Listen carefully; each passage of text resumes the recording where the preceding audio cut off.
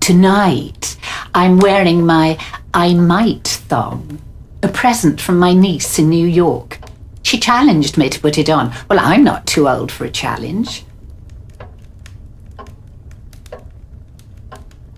The rubric's stitched in red along the back, but no one needs to know that fact, especially Stanley.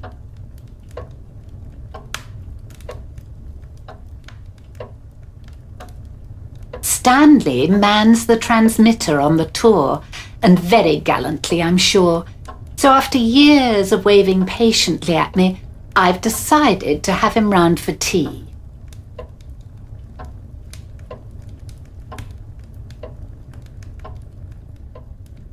As for my tower, a less prestigious history, I'm afraid. I moved here to write my memoirs of the early days of film. I had in mind some offbeat tales of the salons and the parties and the occasional scandale du jour. But instead, I bought a dog and started to contend with mud. The Battle of November had begun. This tower, a folly with 10 floors, soon made a mockery out of me. By mid-month, I'd acquired another dog, a cross between a wolfhound and a God knows what. I quickly learned to barricade the stairs because of all the hair and dirt, and started living on the bottom floor as rain continued to flood into the bucket of my world. Now I only venture up there on sorties to retrieve clothes or books. I've not stepped foot above the 4th floor in 5 years. I've not written a single word. But the dogs have come on leaps and bounds, and thank God they're happy, while somehow I've been devoured by basking sharks of low-flying clouds that gather round this valley of diminishing ambitions.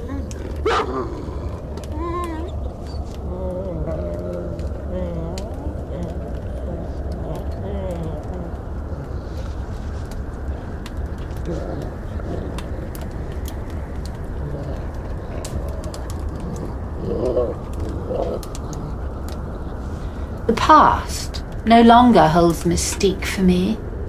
Daily exigencies have flushed such luxuries away. Now I spend my afternoons listening to the wind, blasting through the viaduct. Like a vast bassoon, it howls within the void.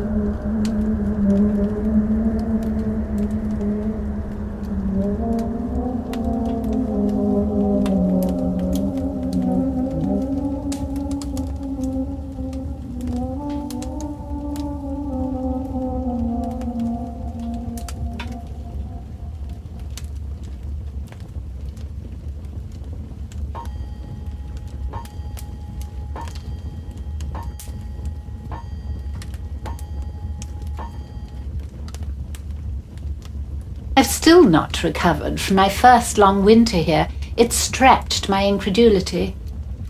I couldn't believe that one could be continuously rubbished by rain like that. So I've recovered stoically inside my pod, by the fire with my dogs.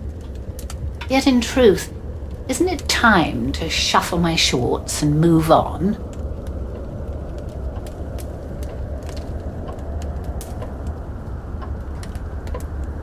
I don't think I shall write my book, though an agent's lunch would do me good, I'm sure.